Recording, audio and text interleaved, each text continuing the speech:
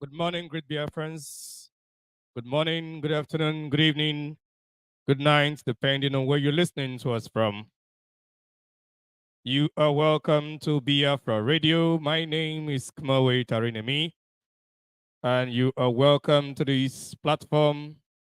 We are live right now. We are live on Biafra Radio page on Facebook, Biafra Radio page on Twitter, Biafra Radio page on YouTube. We are live on Alpha Power Media. We are live on different platforms. We are also live on the Biafra Radio app. So you can listen to us from any of these platforms and continue. Please make sure you download the Biafra Radio app. It is easier to listen from that platform because when you do, you will save some of your data. You will save your data when you listen from Biafra Radio app. Okay, because it is easier to listen from Biafra Radio app than to listen from the social media platforms. Okay, but we are live on all of these, depending on which one is comfortable, which one is okay for you. You can listen to us. You can listen through Alpha Power Media on Facebook. You can listen to IPOB UK Media on Facebook. So we must continue. We must pray as it is our custom. It is our culture to pray. We must recognize the presence of the Creator in everything that we do. Elohim, Abba Father in heaven, Samara, Ogonomokiri Motomedao, the ruler of heaven and earth, the one who made the skies, the one who made the heavens, the stars and all planetary bodies, the one who made all the wonders that we see, that we study each day and we keep studying. We worship you, for there is no one else like you, for you were God all by yourself, without any assistance and without any vice. We thank you for all that you've been doing in our lives, for all that you've been doing amongst our people. We thank you for the enlightenment that is going on across the whole of Africa. We thank you for how you're showing yourself strong and defeating the enemies of mankind. Lord, we pray that this move that I've started shall never go down, that this fire that has been kindled shall never be extinguished. Lord, we pray that as more men are awakened, that they shall awaken others. As their candles are lit, so should they light the candles of others. Let this gospel of freedom, let it continue to spread and spread and spread until the continent of Africa is consumed with the knowledge of self-awareness and with the knowledge of freedom, with the knowledge of histories of the past, with the knowledge of present reality, and with knowledge of how to plan for the future and for generations to come. Lord, we pray for the land of Biafra, the holy land of Biafra. We pray that your people remain in peace, that your people remain intact, that they do not waver in faith, that they do not doubt your strength. We pray for the prophet that you have given to us, for the man that you have called. We pray for Mazi and the Kanu. We pray that you keep him, irrespective of the torture, emotional torture, and all forms of torture that he faces because of the mission that you called him for. Lord, we pray that you keep him strong, and in due time let him be released to us, so that this mission that you have given to us will be completed in our time and in our generation. I pray for all of our people, all lovers of freedom, both Biafrans in all of Africa and the rest of the world, for all men that seek freedom for herself, freedom for her people, freedom for her nation, freedom for her continent. Lord, we ask that these ones be strong and strengthened in heart, and be strong and strengthened in knowledge, in wisdom, on how to go about this, on how to achieve the freedom. We pray, oh Lord, that they are strong and strengthened financially to support the ideas that you have given to them in their heads and in their hearts. Lord, we pray for every Biafran and for all those that truly seek freedom, that they do not drag feet, that they do not slack behind, that they are not consumed with distractions and with things that do not matter. We have no one else to run to. Our enemies are strong and powerful. They have all the money and they control the world. But our faith is in you, O Tamara. In you alone we believe, in you alone we trust, in you alone we have hope. And that is why we continue. Thank you, our Father. Tamara Mbana. Ayiba Mbana. Nanawe Mbana. All this we pray in the name of Tamara. Chukokika Abiyama. Abasi. Elohim. He say, more power. We must continue. I must apologize for starting up late. The time for this program was supposed to be 2 p.m. Biafran time. I must apologize for starting almost about 30 minutes afterwards. There were some things that delayed my starting of the program, and this will not happen again. I will not allow it to happen again. We must continue. The time right now in Biafra land is 2:41 p.m. And I will advise that you share this message as much as you can. Share this broadcast to as much people as you can. Ensure people hear the truth.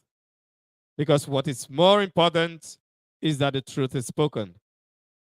Because what is more important is that we share and we hear and we share the truth. Because without the truth, we cannot have freedom. For the enemies to keep us in bondage, the enemies must spread lies about us. The enemies must blackmail us to keep us in bondage. But if we do not stop saying the truth and preaching the truth, then the enemy will be powerless. If we do not stop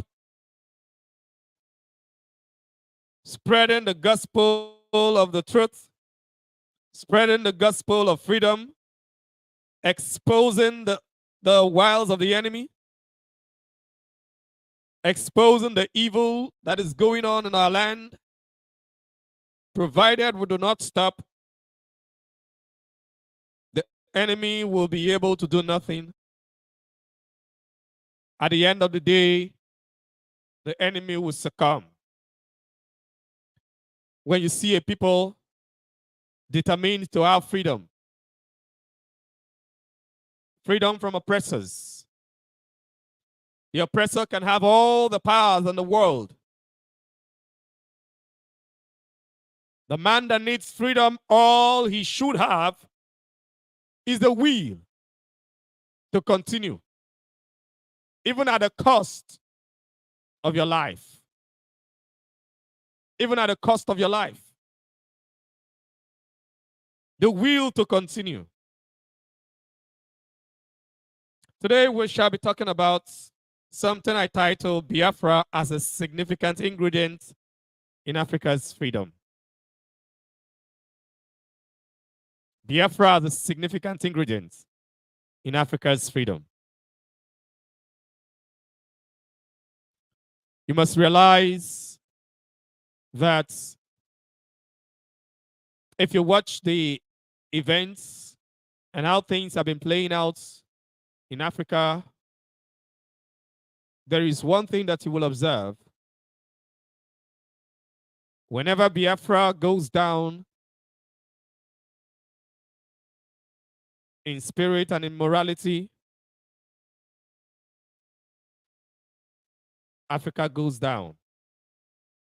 Whenever Biafra begins to rise up, to stand up for what is right,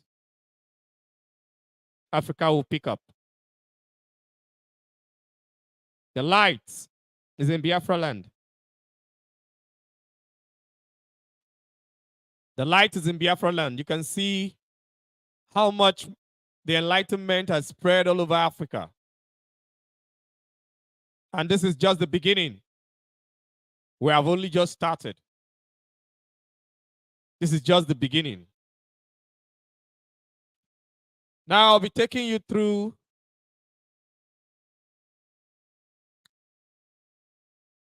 Africa's relationship with the West that enslaved us from way back hundreds of years before now. Because I want us to understand the role of Biafra and how this movement for the restoration of Biafra has a strong role to play in Africa's general freedom right now, in all the movements that are going on in Africa. Biafra, maybe not directly, but you understand how much it aligns. Now, there is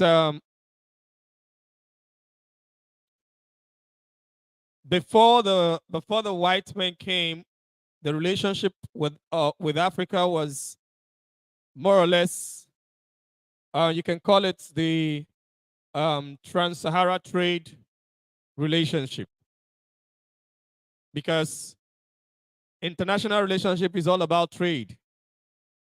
What do I need from you? What do you need from me?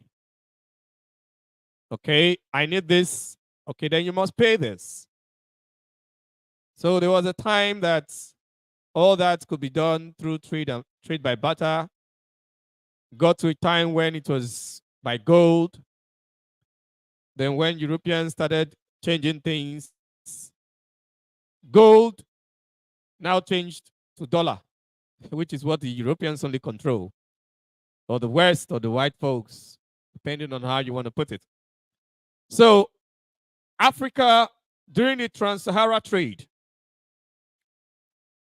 that was a time that you see powerful kingdoms.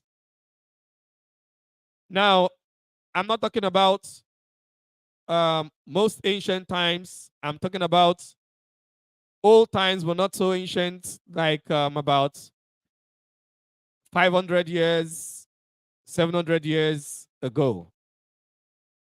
That is the trans-Sahara trade era in Africa. During that period of trans-Sahara trade, that was where you had powerful kingdoms like the Kingdom of Ghana, which was practically, whose capital was practically in around the Senegal area. Around that area, I'm not so sure, but somewhere around Senegal and her neighbors. Okay, then you have the Kingdom of Mali that came later on. It was there, but it wasn't the foremost power when the Kingdom of Ghana was the foremost power, or you can as well call it the Empire of Ghana. Okay, so as at then, you had these in West Africa. You had the Ethiopia in East Africa, and they were all doing their businesses and doing very well, relating with the West, and all they were doing fine. And that was why you had Mali, the king of Mali, to be recognized then as the richest man in the world. So his kingdom, Mali, was more or less the richest kingdom in the world, because the way he spent in gold. There was no other country in the world as at then that could spend that much and still survive. A king that went to Mecca and he was able to spend that much, giving everybody gold, sharing gold as if it was just mere stones. And the kingdom still thrived. That is Africa. That was how rich and powerful and influential Africa was during the Trans-Sahara trade period. As at then, Europeans could only come to Africa through the Morocco border, and Arabs could come to Africa through Egypt and the other countries bordering the Arabs.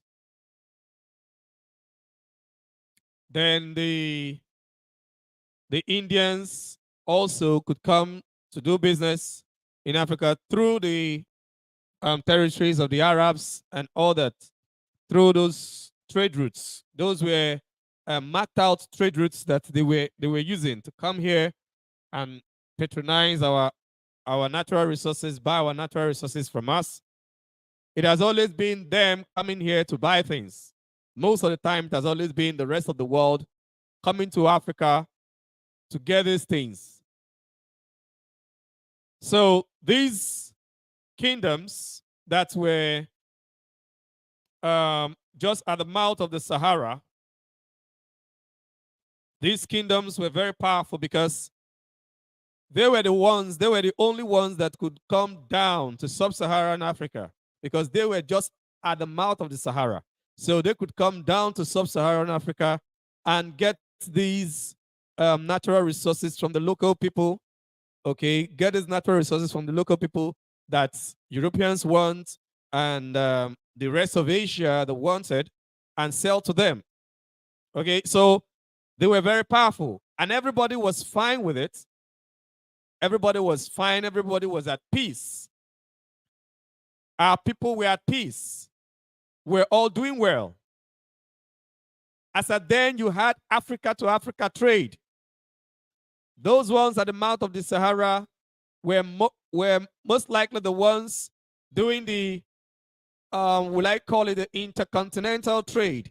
They were the ones trading with people with the Europeans. They were the ones trading with the Arabs and the rest of Asia, because those ones cannot go through them to come to sub-Saharan Africa.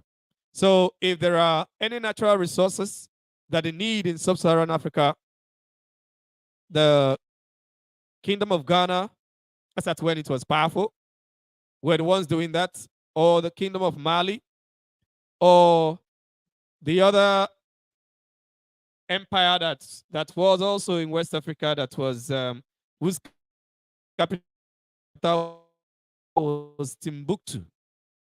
Okay, so all these nations were strong, and the nations that they were buying from the people, they were buying from the tribes and people that they were getting these things from. They were not getting it by force. They were not forcing people to get them. They were not getting these things by force. It was trade, normal trade. They were trading with the people. They would go to their lands and trade with them.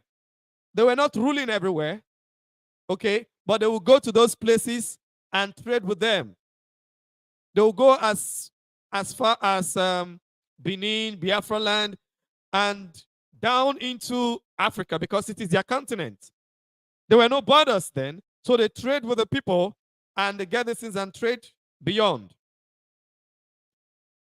So it got to a point where Europeans started having the desire to go across the world, most especially when they wanted to go to India. They started going to the Americas, discovered America. They started building mighty ships that will enable them to be able to cross the Atlantic. That was how Europeans started coming down to the shores of West Africa. It wasn't like Europeans weren't relating to West Africans, but then their relationship with West Africa was practically at the borders of the Sahara. So they related directly with the nations at the borders of the Sahara. So when they were able to build mighty ships that enabled them to go across the ocean, because then it wasn't easy for you to build ships that could cross an ocean. You know, when the tides close to the continent, it's not the same when you get to the middle of the ocean. So if your ships are not big and strong enough, when you get to the middle of the ocean, then you might capsize and everybody would die. So in order for them to go to India, they had to begin to start building such mighty ships.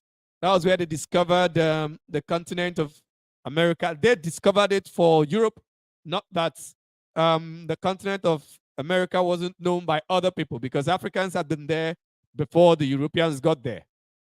Okay? Africans have been there. Some other Europeans have been there some time before then. Okay? Some other Europeans have been there, have been in the Americas as well. Some other Asians have been there, and Africans have been there as well. But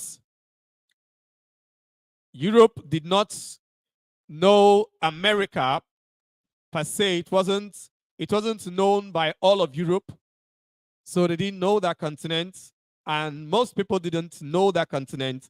So it was when they were able to do this that they discovered the continent of America, when they tried to navigate their way to India because they were looking for pepper. And they couldn't go through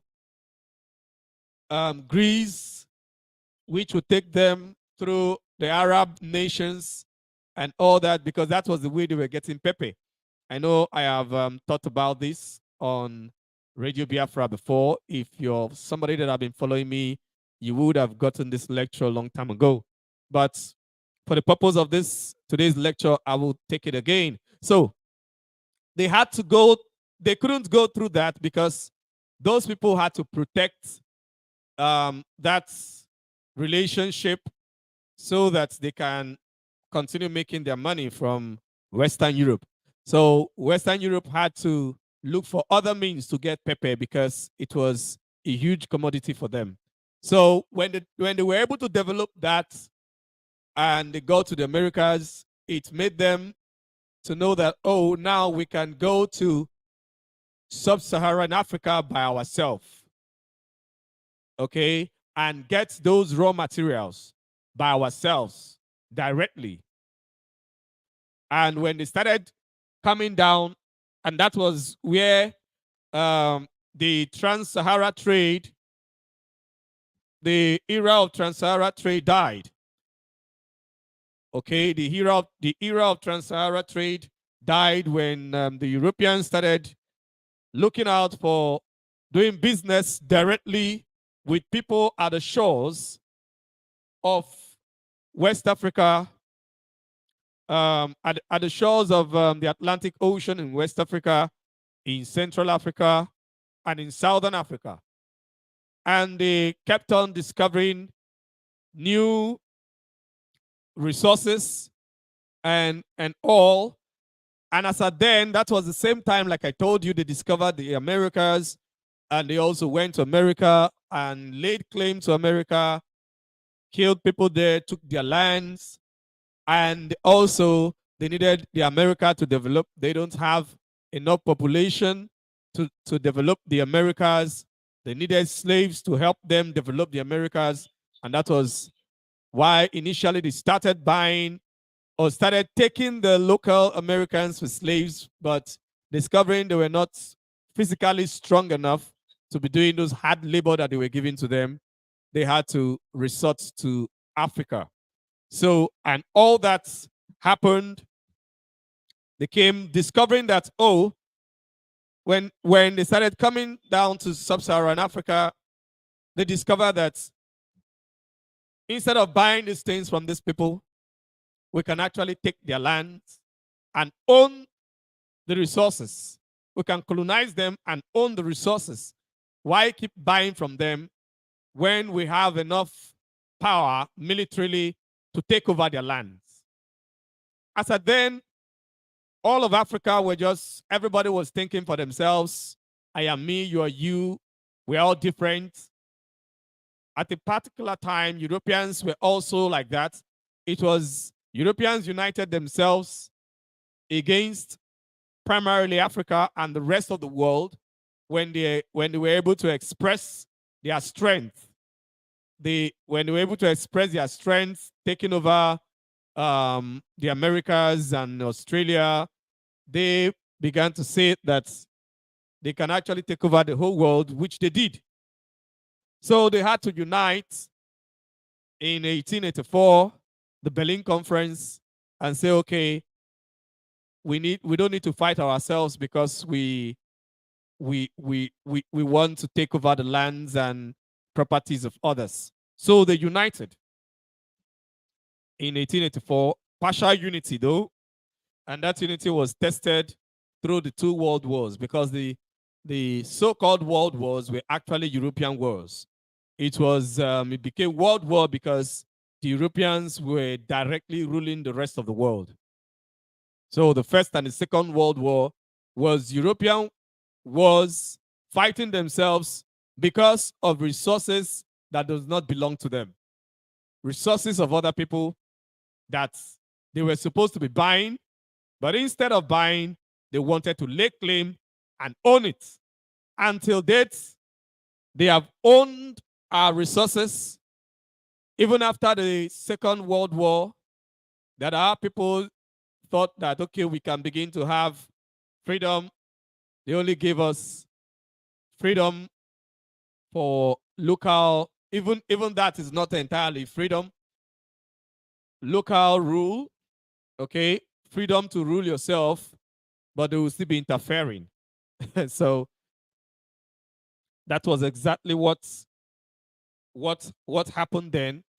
And after then, many the African people, according to the structures that the white man had already created, they started getting the freedom to rule those structures.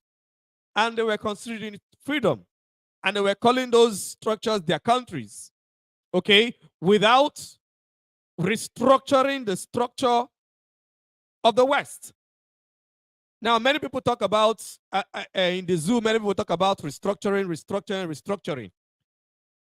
The first restructuring we should be looking at is the restructuring of what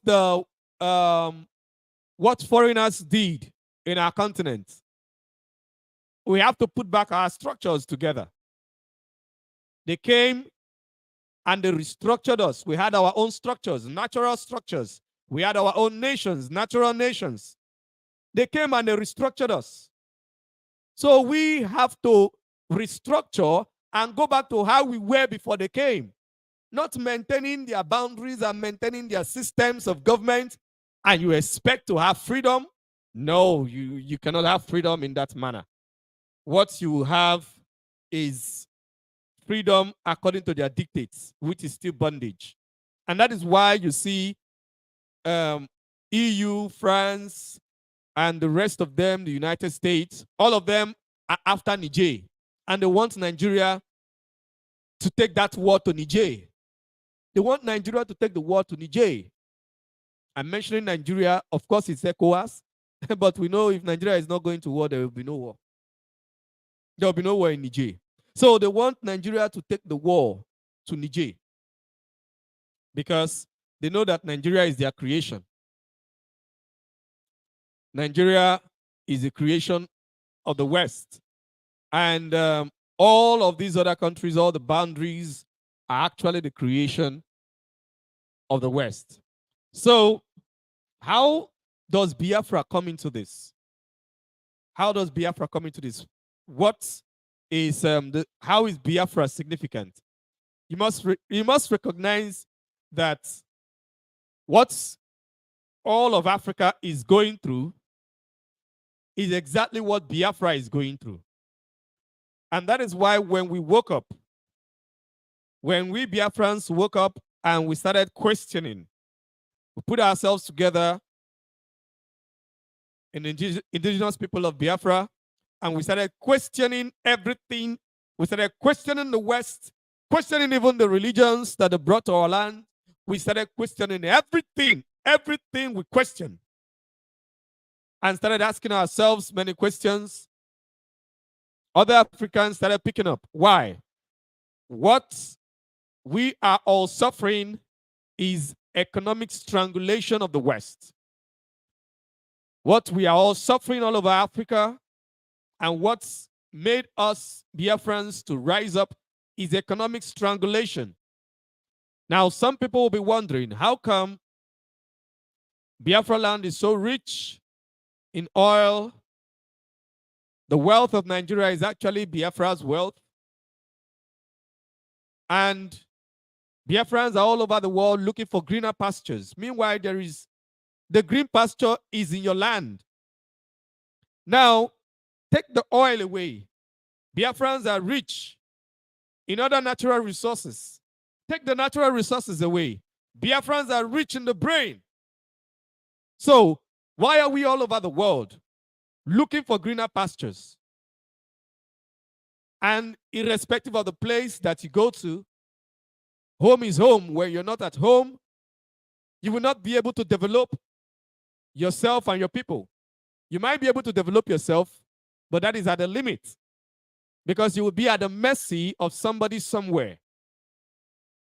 So after suffering economic strangulation, individual and collectively, we got to understand that we need our freedom. We need freedom of our land for us to break away from this economic strangulation. And that was why when we started preaching all that we're preaching, others started picking up the same message. Why? Every African country that you see today, every African contraption or country or whatever you call it, that you see today on the map of Africa, each and every one of them are suffering from economic strangulation by the West. They are all suffering from economic strangulation. South Africa fought for many years. Mandela was in prison for 27 years. And when he was released, the only thing that they could offer to them is just the same thing that they have given to the rest of the African countries, which is just political freedom. Till today, the Southern Africans are still crying for economic freedom. Now, for South Africa, it is easy to see that what they are suffering is strangulation, is economic strangulation. What they are suffering is that they did not have economic freedom. And they are able to see that because the white people that are being used against them are living in their land. They see them every day. But the white people outside only want to do business with the white people inside South Africa. The white people inside South Africa run the economy of South Africa with the support of the rest of Europe and America and the rest of the white folks all over the world. So they can see it. It is easy for them to understand that their problem is economic strangulation. But for the rest of Africa, it was a little bit difficult. When you complain of economic strangulation, they will tell you that you have leaders. So what are your leaders doing? Your leaders are not developing your land. Meanwhile, your leaders are handicapped. Your leaders are forcefully corrupt, or your supposed leaders are forcefully corrupt. Anyone that tries to have the guts to want to stand for the people, the person will either be disgraced out of office or the person will be killed. Worse is the way the French handle their former colonies. So What we have today is Western structure or European structured Africa with quote unquote with local rule all over Africa, but economic colonization all over Africa. What you have is economic colonization all over Africa. The West have colonized Africa economically. And that is why no matter how you shout, no matter how many people you kill, no matter how much you fight, your local politicians can never give you economic freedom because it is not in their hands. And that was where the so-called Niger Delta struggle or the resource control struggle in the coast of Biafra, that was where they failed. That struggle was powerful, was strong. It lasted for more than a decade, but it achieved absolutely nothing. Why? They were not hitting the nail at the head. That struggle was also after economic freedom. But they were still talking about we are Nigerians. They are still maintaining the same borders. We are Nigerians. What we need is this. What the people that are holding that are not in Abuja, but the people that are in Abuja are puppets of the people that are holding that freedom. And how are they settled? They are settled with corruption. Be free to do your corruption. No matter how much they shout, nobody will listen to them. If they pick up weapons against you, kill them, and nothing will happen. Nobody will speak for them. Nobody will speak in their defense. If they like, let them go to the UN, let them report it everywhere. Nobody will talk about it. We will sit on it, provided you do our will. And that is what is happening. So when we started calling for the freedom of Biafra, it became a problem for the West. Because the people calling for the freedom of Biafra, we are not calling for the West to now create another Nigeria for us, where they will begin to plant their own people to run us. Because there are certain people that, based on their culture, it is difficult for you to run them from outside. It's difficult. Based on their culture, based on the way they operate, it is difficult for you to run them from outside. You cannot. They have always known that with the culture and the system that operates in Biafra land, the way we think, you cannot run us from outside. Because the West might claim to be practicing democracy. Okay, that is for them. But what we had in Biafra land is much older than what the West have as democracy. The freedom of the people, the freedom of speech, where everyone has the right to speak. That is our culture. That is the way we are. No matter how powerful a man is, he cannot stop the others from speaking. In the assembly of elders, a young man can speak. He'll be allowed to speak, provided he's saying something reasonable and he's saying it respectfully. He'll be allowed to air his views. But such a thing was not done everywhere. And we had communal system in such a way that every man, every single individual contributes to the success of the community. Every single individual contributes. So how do you run such a system from outside? It's not possible. See, they have tried a lot to copy our system. In the Americas, they have situations where they will say that they are calling for town hall meetings. Their legislators will go to their to their locality call. People will be contributing. People will be talking to them. It is a copy. It is a copy of what we had. It's a copy of what we had, because we were operating from communities. That is why we didn't have kings. And even in situations, even in areas where there were kings, the kings were not just making decisions without the contribution of the people. The chiefs, after hearing from their people, they will come to the assembly where the king is, and everybody will communicate. So when the king is making his decision and is giving his final verdict, the man that is in his farm, that is just a farmer, he can see, he can feel his contribution in the verdict of the king. So that is a system that we ran. I am talking about in those other places where there were even kings. In most places, there were no kings at all. It was just chiefs and elders.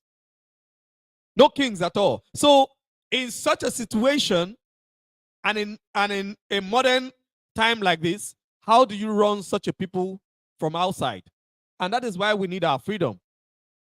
Because we need to continue to practice the way we've been practicing. See, we might have left this system for donkey years, but this system is embedded in our DNA. It is not something that you can remove. You cannot change it. A Biafran will always talk. A Biafran will always look for an opportunity to express himself. When you begin to see how you want to suppress people from expressing themselves, then you will not be able to control the system. Any system of any Biafran system, you must be open and give the people opportunity to express themselves. That is how we are. It is embedded in our DNA. That is who we are. That is just how we are. So they know it, and they know that they cannot allow such a people, because with such systems, it is not possible. It is not possible to deceive the people. It's not possible to deceive the people and maintain that deception for long, because we are one of the very few people in the world that traditionally never had a system of monarchy. Very, very, very, very unique people in the world. We never had a system of monarchy, and we had peace. We're not warring against ourselves, even though we didn't have kings. We're not warring against ourselves. It's not like we didn't have greedy people, but all the greed were kept in check. It's not like we didn't have wicked people, but all the wickedness were kept in check. Why? We had our laws. Our laws were powerful. Nobody were going against the laws. Our system, our religious system was also powerful. It was part and parcel of our social systems. So these were systems, these are things that worked for us. Now, in these modern times of freedom of religion, we may not primarily bring in that religious system to work, but definitely when we get our freedom, we must find a way to work it out. Okay, we must find a way to work it out. So these are certain things that the colonizers saw, and they knew that the Biafran people cannot be allowed to be free if you must keep the rest of Africa. Because it is just one thing. If other Africans begin to see how some other people are making it work, how there are people somewhere that are making it work, they will learn. They will learn from that, because in all of these things, government is like science. Government is like science. You observe and see how you practice. You observe, you practice. Okay? Government and governance is like science. When you want to see a system that works is like machinery. You have to put all the systems together, put your machines together in order for you to achieve a particular result. The people that put up these systems that we are working with right now, they knew the end product of they knew what it to achieve. They knew that it would make Africans impoverished. They knew that it would make Africans to be beggarly people. They knew that it would make Africans to be weak. And all over Africa, unfortunately, it is still the systems created by the colonizers that the people are operating on. So you cannot do business amongst yourselves as Africans, but a white man from the United States can come and plant his, can come and do business in your country, carry your natural resources and go to his country, develop it, then bring back finished goods, sell to you. You will buy your own products from him. You buy your own product.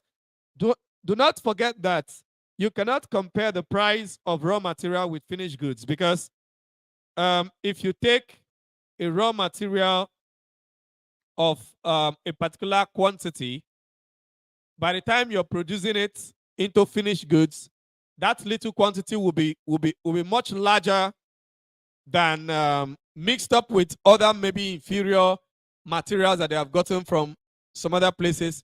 It will be much larger than the one that they got from your land. So, and they will now put their cost and everything, because you don't have that also in your land and you need it. You will buy it from them. So at the end of the day,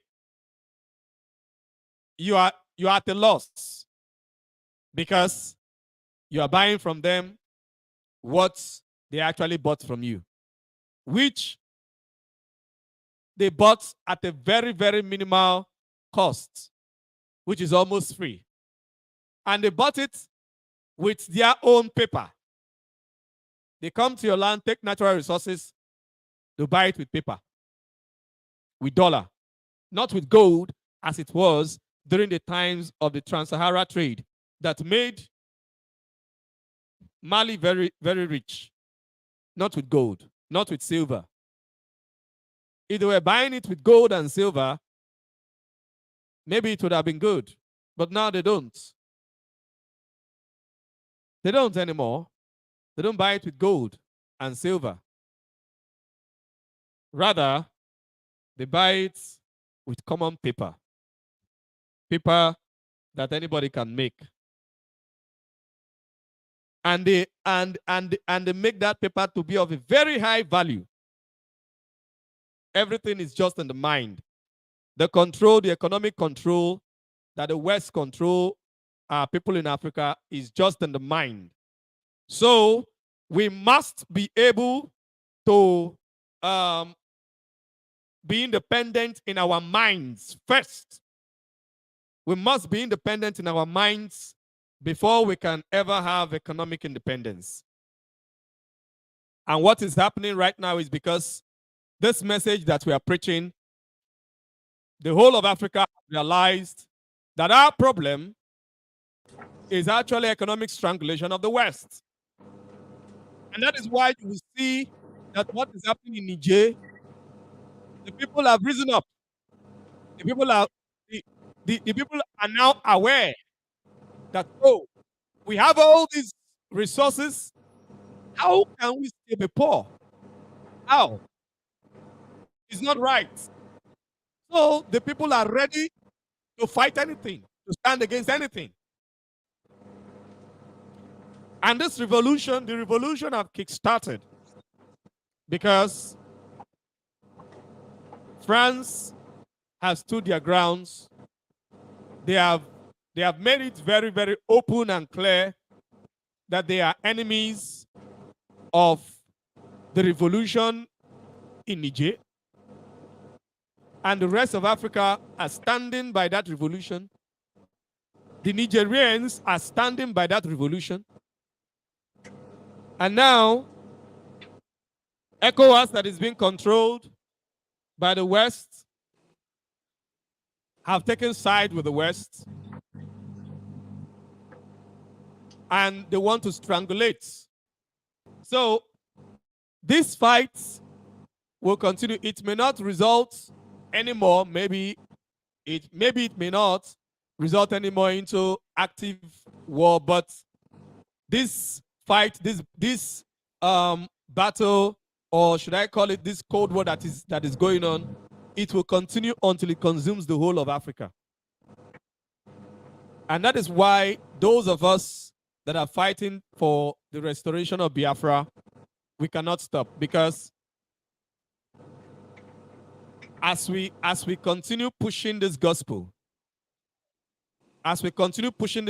for our own freedom, other Africans are learning and they are pushing the gospel. Remember that Biafrans are everywhere in the world, and Biafrans are everywhere in Africa. Okay?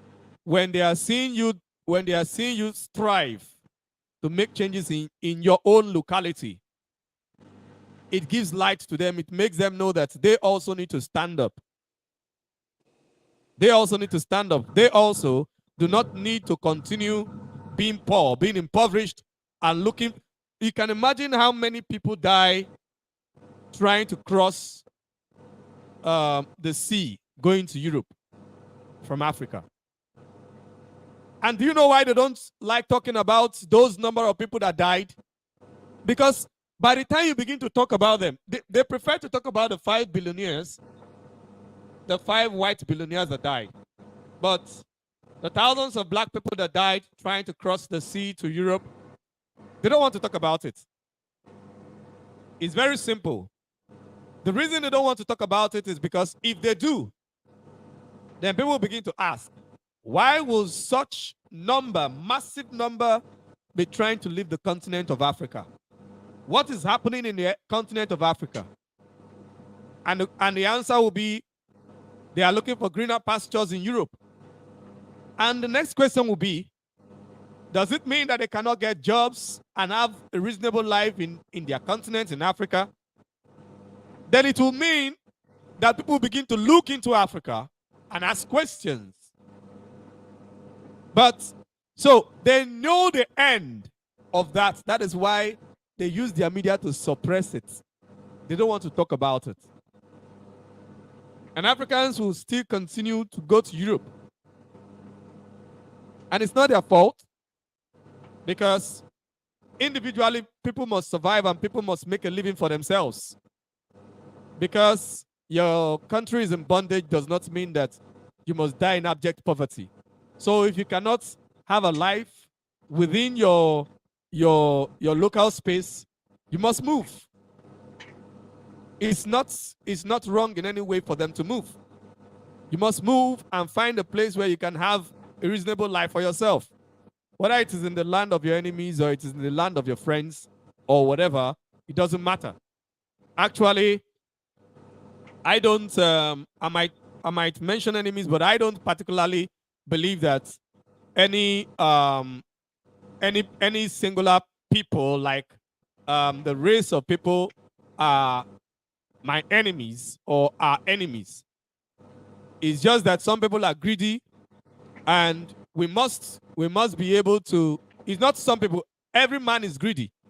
Okay, all people are greedy. Human beings are usually greedy. Okay, but we as a people, we must look out for our own survival. We must look out for how we can make our own lives better. So this revolution that is going on in Africa is actually the revolution of economic freedom. To break, and if you see all the steps that are being taken by some of these revolutionary governments in West Africa, is to destroy the stranglehold of France, the economic stranglehold of France in their individual nations. Okay, to destroy that economic stranglehold so that they become the ones that are in charge of their countries. Like Niger now, they have appointed a prime minister that is that will be in charge of the economy of Niger. That is to tell you that those that plotted that coup, or more or less can call them the revolutionaries, those guys, they understand that what they are going through is actually economic strangulation. They understand that what they are going through is actually economic strangulation. Okay? And this economic strangulation, for them to come out of it, they must seek the help of experts. They must seek the help of experts if they must be able to come out of this economic strangulation. They cannot come out of economic strangulation just the way that some of those coup plotters in the zoo did, like the likes of Buhari, Abacha, and the rest of them, where they just took over power and without any education, without any knowledge of how to run economies, they just took over power and they just started giving laws and all that. They didn't have knowledge of how to run the economies. No knowledge, because all those coups in the zoo were actually orchestrated by the West, and they knew that these guys have nothing in their heads. They have nothing in their heads. They know nothing, so they pushed them to take over power, to take over the government, and run it down to what we have today. So, and it was also as a result of coups and coups and coups that made them to attack Biafra land. And we lost how many million people? About 3 million plus people. Some people are even saying that it's up to 5 million. Okay, so that is it. So our freedom, what we are fighting for in Biafra land, we are not just looking for political freedom, and that is why some people will tell you, but you have governors, but you have senators. Why don't you go to the House of Senate and all that? That is like, it is not the governors, the senators, and members of House of Assemblies in the zoo is the same thing as what the rest of Africa are facing. Okay, we don't need to just have governors and all of that. That is not what we need. Okay, that is not what we need. What we need is total freedom. We need a Biafra where we can have economic freedom. And if we are just on our own, there is no way we cannot have economic freedom. There's no way you can manipulate us. There's no way foreigners can manipulate us. Or there is no way corrupt people on our land can manipulate us. It is practically impossible. We are far smarter than that. It is practically impossible to manipulate us for us not to be able to have economic freedom. So that is why the West do not want Biafra. And unfortunately for them, what is happening is that as we are pushing, the more we are pushing for our own freedom, the more we are pushing for our freedom, the more the rest of Africa is being enlightened. So, as Africa is being free, is getting her freedom, even though I don't consider friendship outside Africa as total freedom. But at least it is a form of freedom. It's friendship with Russia and maybe China. At least the people have some certain level of voice for their own locality. Okay? So, but I don't consider it total freedom. I don't consider it total freedom. The total freedom is when Africans can only look for Africans for help. When we got united to the extent that the only place you can turn to for help is another African brother. An African brother nation that you can turn to for help. Then, as in, after you have tried to help yourself and you have issues, then you can turn to another African brother nation for help. If we put our things together, we don't even need all these, the IMF, the United Nations. If Africa is working for Africans, if Africa is working for Africans, we don't even need the rest of the world because we have all we need. They are the ones that need us. So, provided we keep pushing for the freedom of Biafra, because the freedom of Biafra, what pushed us into this is actually the economic freedom of Biafra. That is what pushed us into this. The economic freedom of Biafra is what pushed us into this. We are tired of this people that are put on our land, occupying our land in the name of governors, in the name of leaders of some sort. They have no power. No power whatsoever, because if you do not have economic power, you have no power. And because it is the culture of the Biafran people to produce, that is why you see that it has become a culture of the zoo to suppress Biafra. Most of what we are seeing, the systems of the zoo that we are seeing to suppress Biafra and Biafrans is not primarily the idea of the locals that we see. It is because these locals are listening, they are puppets of people outside of Africa.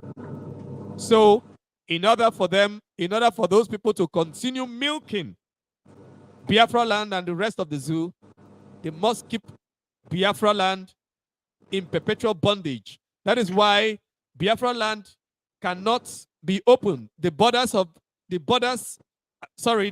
seaports in Biafra land cannot be open. They cannot allow the seaports in Biafra land to be open. Why? Because if you allow the seaports in Biafra land to be open, naturally the Biafrans will produce. Biafrans will be productive. And before you know it,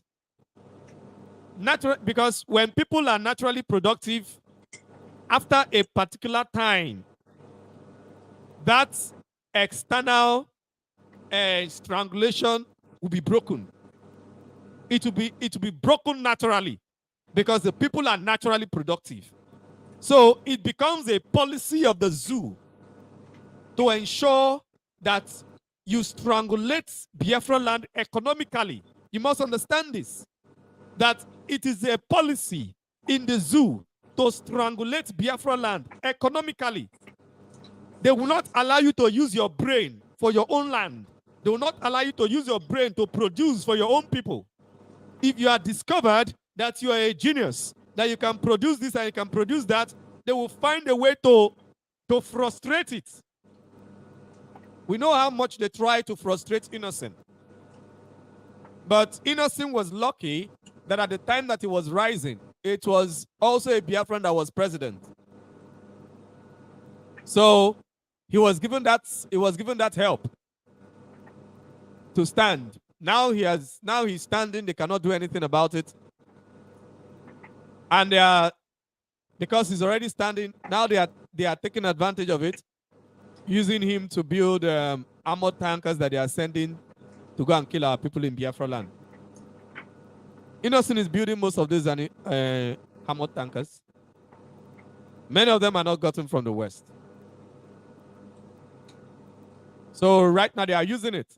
But when he wanted to start, the first time he tried to start, they tried to suppress it. And Innocent is just one among many other talented people that can produce and produce more of these things. So it is a policy in the zoo to economically strangulate Biafra land. That is why all the seaports in Biafra land are not allowed to work. Trains, by right, there should have been a train from Lagos to Biafra land, so that people can stay in Biafra land, do their businesses, and take it down from Lagos to Biafra land, since the seaports in Biafra land are not working. But no, they will not build it. They will rather build it maybe from Biafra land, somewhere in Biafra land to the north, maybe from Lagos to the north. Everything should be directed to the north, okay? That leads it to Niger. So it must be pushed away from Biafra land. That is the system. That is how they operate. And this system, you must understand that this system is following the same system that they are operating for the rest of Africa. The economic strangulation for the rest of Africa. And once you can break that economic strangulation in Biafra land, if you can succeed in breaking it in Biafra land, you have broken it in the whole of Africa. That is why I say that Biafra is a significant ingredient in Africa's freedom. Because what Africa needs right now is economic freedom. So if you can break this economic strangulation in Biafra land, if you succeed in breaking economic strangulation in Biafra land, you will break economic strangulation in the rest of Africa. But the way Elohim is doing it now, it seems like since they have become too stubborn to let Biafra go, Elohim wants to free the whole of Africa so that they will have no reason to hold Biafra land anymore. Elohim wants to take the whole of Africa away from their hands. And subsequent times we are going to be seeing it. Just take note. More countries will be falling to the hands of the East, more countries in Africa. To Russia, maybe China, and they'll be cutting ties with the West. Fully cutting ties, not like the way some of them are doing. They are relating with this one, they are relating with this one, they are relating both ways. No, fully cut ties with the West and say that we have no business with you again. You can imagine what is France, what is the army of France doing in Niger? And they ask you to leave, you say no. You want to fight them? They say that they don't need you. You want to kill them in their own land? Is it by force to do business with you? You must tell them how they will run their government. So why don't France return power to the monarchy of France? When the people of France chose, there was a revolution in France. This same France that is crying and say that you must bring those people, the legitimate. You, Macron, are you the legitimate leader of France? Are you legitimate leader of France? Are you the king of France? France used to have king. If you're saying that Niger should bring back legitimate rulers, you should vacate office and go and look for the descendants of the former king of France and put in power. Of course, because you two, you will not be legitimate. Because you are there because your people want you there. So if these people are there because the people want them there, then they should be there. They are the legitimate. Because France went through a revolution that destroyed their monarchy. And that's why they have presidents. And that's why they have elections to change president, change power, change administrations. So if you can do it in France, why can't people in other places do it? The people are rejoicing, so that is the will of the people. Democracy is supposed to be of the people, a system that is of the people. So if the people approves it, then that's fine. If the people are on the street celebrating it, then that is fine. It is when the people are frowning at it, that is when it is an issue. But the people are celebrating it. So it means that what you have there is a revolution. It's not a coup. It's a revolution. In France, it was called a revolution, but in Niger, it is called a coup. When the people stood up in France and took out the king of France and killed him, the Nigerians didn't even kill these leaders. They took out the king of France and killed him and started ruling themselves. Now you're talking about legitimate. It is only in Europe the people have a say. You can do what you want to do. But in Africa, it is European leaders that must decide what happens in Africa, what is legitimate, what is not legitimate, who is right and who is wrong. But when you make laws that should guide the whole world, when certain Africans break it, Buhari broke that law. And Tinubu have not made any change because he has been there. He can call for war against Niger, but he cannot release Mazi and Kanu. He can put up sanctions against Niger, cut off power supply against Niger, but he cannot release Mazi and Kanu. Buhari, with the rest of the APC junta, could rig elections and get into power with evidence that everybody could see. And you recognize that government.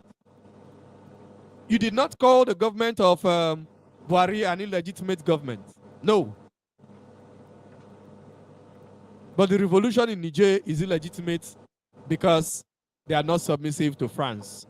If the revolutionaries in Niger had submitted to France and allowed France to continue, France wouldn't have bothered. ECOWAS wouldn't have bothered. They wouldn't have complained about what is happening there. So we must understand that the economic strangulation in Biafra land that we are experiencing within Biafra land is the same economic strangulation all over Africa.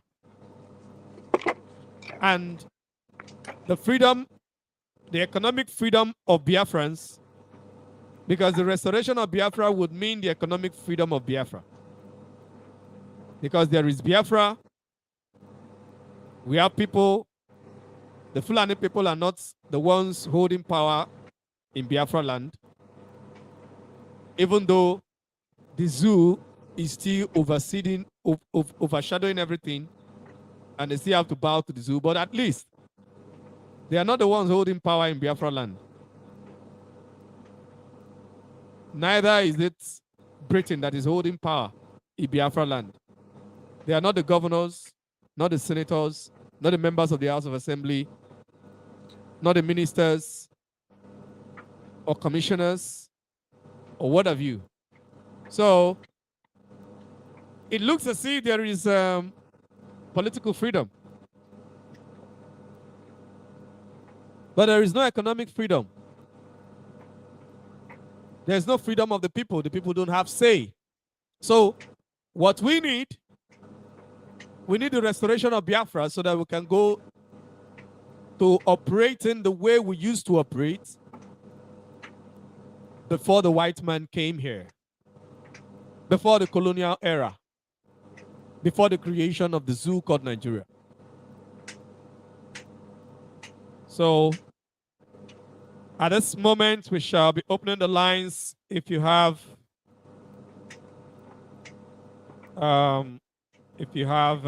calls, if you have a contribution to this, you can call us. If you have a contribution to this, you can call and give your own contribution. Okay, the lines are open. Before we round up and call it a day,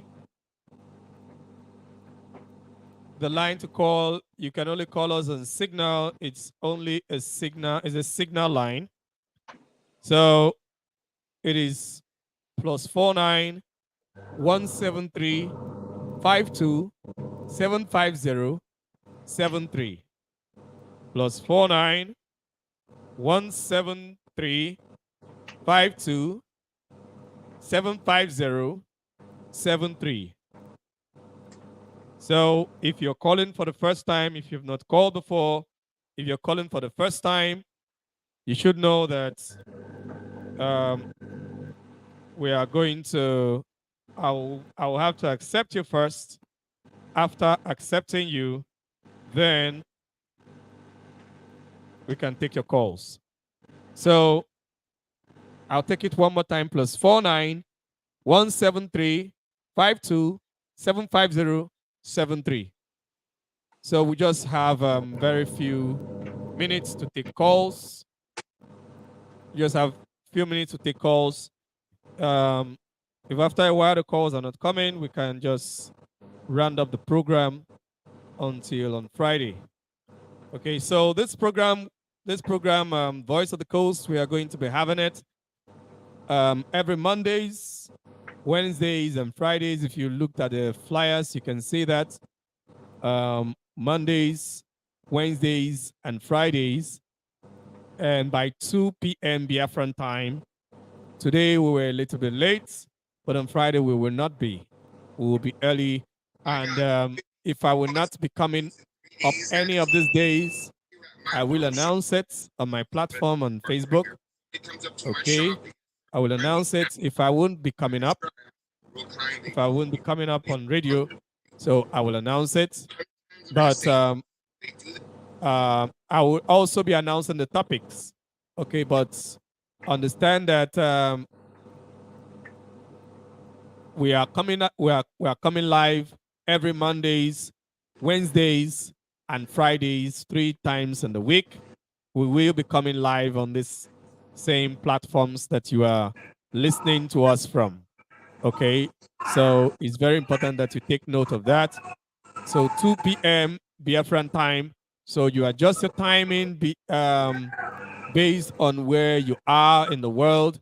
You can adjust your time and follow suit. Okay, and make sure you share this broadcast so that those that were not able to listen to it at this particular time can still be able to listen to it later on. They will be able to listen to it later on. Okay, so we must continue. We must continue. If you want to call and give your contribution, you are free to do so.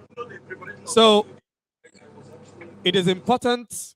It is important that we understand that what Biafrans are going through, even though the other Africans may not understand, but we that are Biafrans, we understand what we are going through. Many people may not understand what is going on within the zoo. It's when you discuss with some other Africans beyond the zoo, they are confused. They don't really get it. They don't really get why you want freedom. They don't understand, except those of them that have been following us on the radio. Those of them that have been following us on these platforms. They don't really get it. They don't understand why we are doing what we're doing. They don't understand why we are saying that we need freedom. But you already belong to Nigeria. So why do you need freedom from Nigeria? Are you in bondage with your fellow African brothers? Okay, so it is quite difficult for them to understand. Okay, even knowing that yes, in Biafra land and the states in Biafra land, it is people from Biafra land that rule in those or that occupy those positions, and yet we still complain. We still say that we are being marginalized. We still say that the army is killing us whenever we protest, and all of that. And sometimes some of these governors still join the oppressors to encourage the killing of our people. And some people will be wondering, oh, if the governors are in support of the government of the zoo, if the state governors in Biafra land are in support of the government of the zoo, then it means, you see, this is how people think, and the oppressors have designed this system. They know how people think normally. So the mindset is that if there's governors, if there was a problem, the governors should have been the first people to shout, to complain, because they are the leaders of their people. That is how people think normally. So that they are the leaders of their people. They should have been the first people to complain about it. So if the governors are not complaining, if the governors are actually in support of this, then it means that you that is an individual that holds no political position, that you are the problem. And they'll be like, if you think these governors are not good, why did you vote them? You see, so these things are complex, and we out there, we're feeling the pain, but people outside may not understand what we're talking about, may not understand the pain. So, but we know that it is a system, and the system is strong. When people get involved in that system, they just can't speak. They can't speak against it, and the wicked ones will just want to have peace. Peace without justice. You know, when you want to have peace in the midst of injustice, then it means that you're an evil person. Why?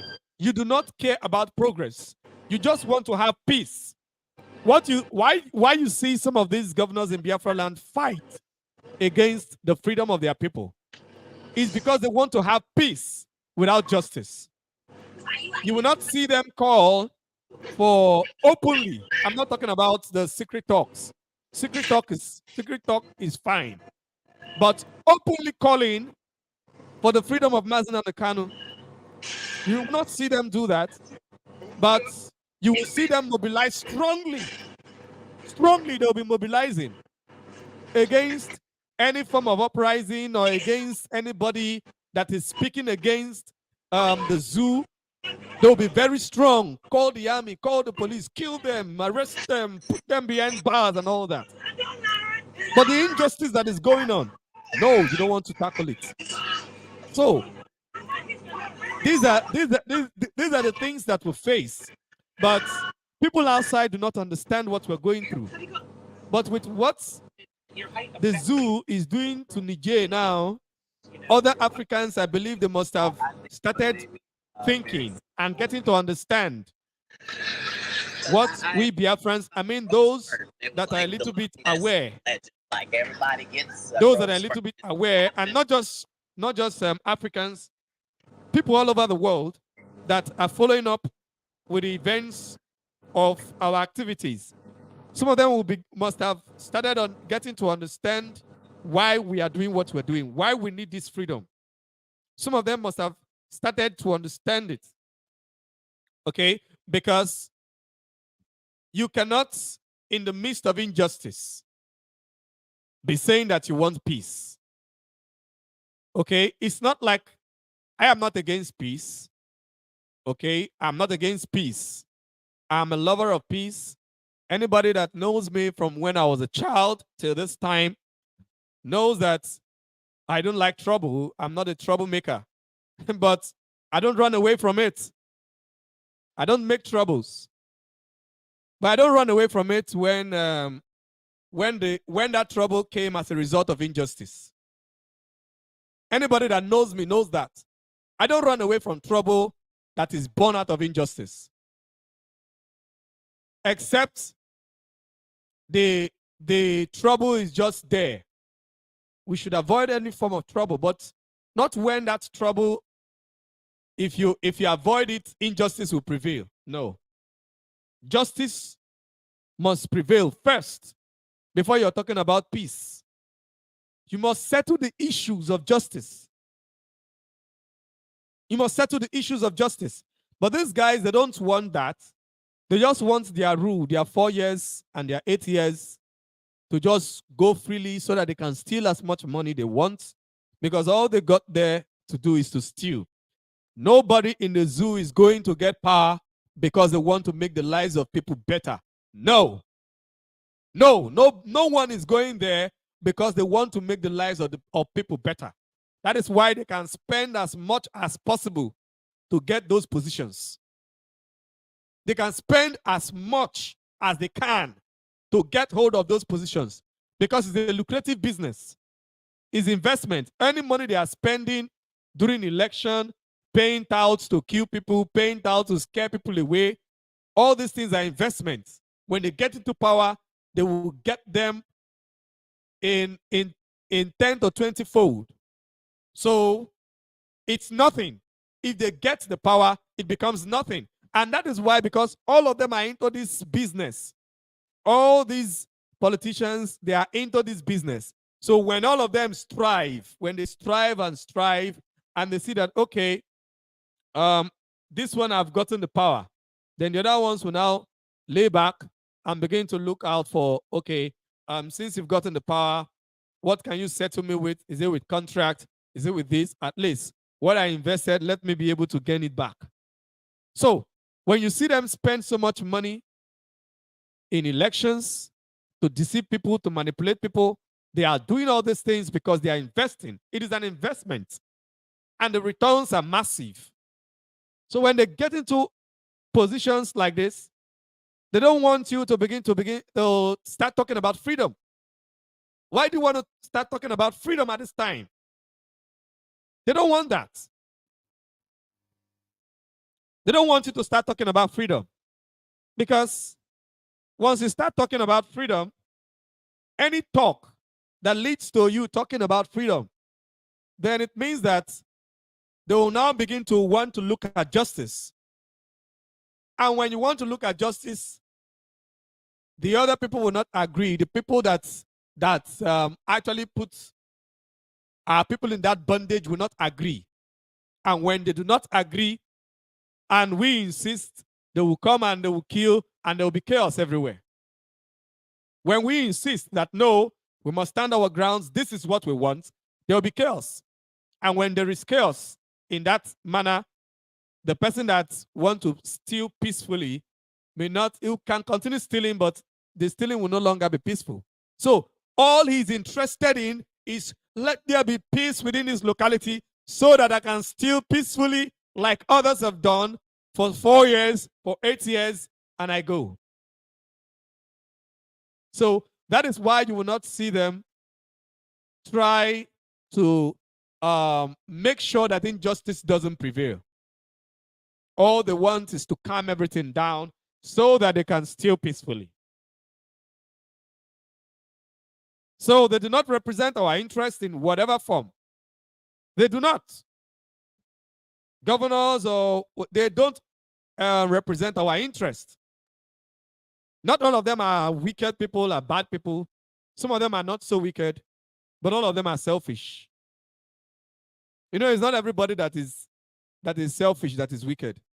Some people are not so wicked. They are not very wicked people, but they have learned to think of themselves alone. They don't want to think of others.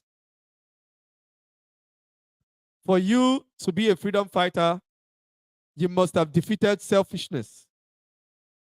Some of us are not thinking of ourselves at all. If we are, we'll not be doing this because it is coming at a very high cost. We will not be doing this. You will not take all your time to be educating people, to be talking about what is going on and try to enlighten people.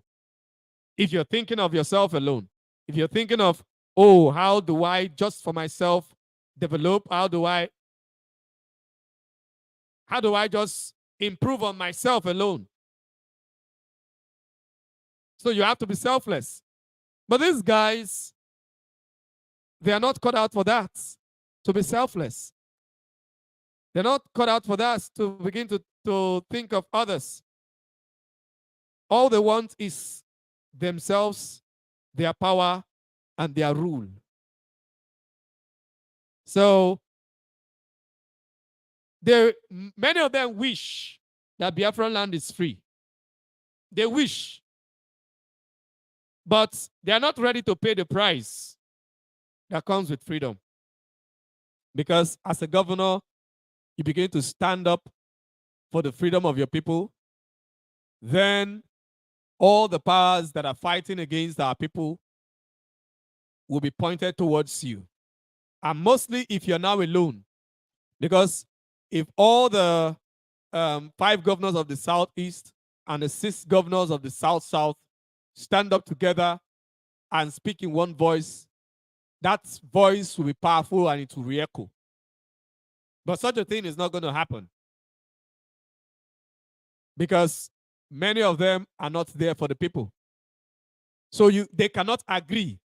So in fact, the first one that is thinking of that is thinking, if I introduce it to this person will say, oh, this person will link, will go and betray me and tell somebody outside.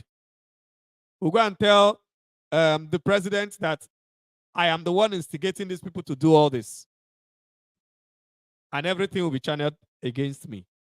So instead, let us all fight it together. So that is what is going on.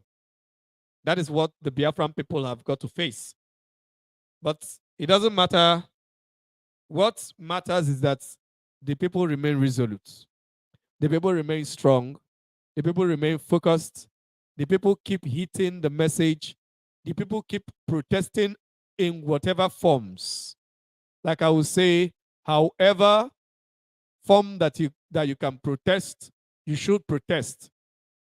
Protest is not only when you carry placards on the streets and you roam the streets. There are different ways in which you can protest. Okay, protest isn't just when you carry placards and roam the streets.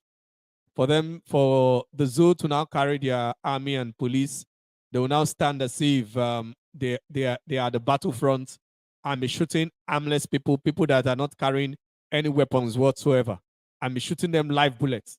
Not that they will be shooting in the air, but they'll be shooting directly and be shooting live bullets and be killing people and be seizing their bodies. When they kill these people, they will not leave them there. They will kill them and be seizing their bodies. Like till today, those people that were killed in Aba, we know nothing about them. We know nothing about,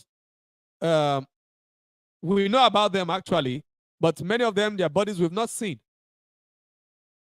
And some people were telling lies that, oh, this person is still alive. People that died, that we saw that they fell by the gun, they fell by bullets, live bullets of the zoo army. We saw them how they fell. And some people were telling lies that they're alive. Where are they today? Anybody that is alive will come out to speak and say, I'm alive. Where are they today if they are alive? The Abia State Coordinator, who is from Akwa Ibom State, which is coastal part of Biafra, is dead and gone. He's dead and gone. Some people were saying that he's alive somewhere. He's not. They killed him there. The zoo army killed him in cold blood because he came out protesting for the freedom of Mazi and Kanu. He was killed, gunned down, and his body was seized. His family till now does not have his body. Whether they buried him somewhere in a shallow grave, nobody knows. This is what our people are facing, and he's not the only one that died that day. Many others died. They went after them, chasing them and killing them while they are running. And the world is quiet. Nobody is saying anything. Nobody is saying anything. Dead and gone because they protested. So you must not protest with placards on the streets, but there are different ways to protest. The protest must continue. You must protest. Okay? There are different ways to protest. Even talking on the radio like we're doing is a form of protest. People all over the world in different countries should as well be protesting. There you can carry placards. Outside the zoo, you can carry placards, provided you discuss with the security of the place, or you can carry placards and get on the streets. We're not supposed to stay calm.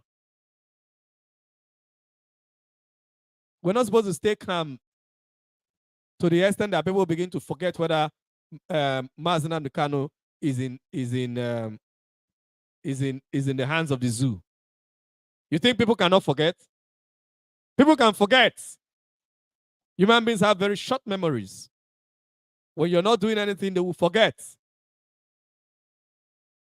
So while people in Biafra land can do whatever they want to do to protest, people outside should continue, one way or the other, continue to protest, carry placard. Because one thing is this: when you protest outside like that, it is just to pass that information and make sure that the pressure continues.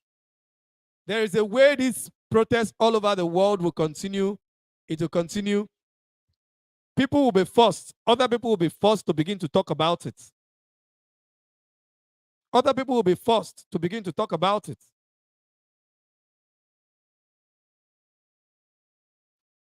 So that is just how it is. Thank you very much for listening. And at this moment, we shall be calling it a day. This is Biafra Radio. My name is Kimiowei Tari Nemi, and I am your host for today. And we must continue tomorrow, next tomorrow, which is Friday by 2 p.m. Biafran time. I will be here as well. And we must continue preaching this gospel. What the topic will be at that time, I will announce it.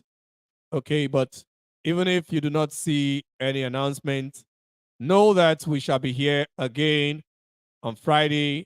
We shall be here again on Monday, and we shall continue Wednesday like that, 3 times every week.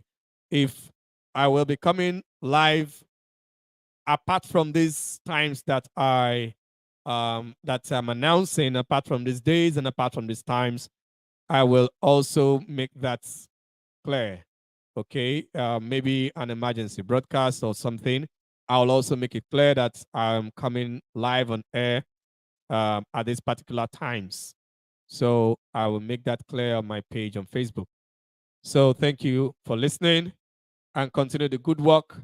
We must never give up. We must never faint. We must never drag feet. We must never allow the enemy to subdue us into silence. Thank you very much, and God bless you.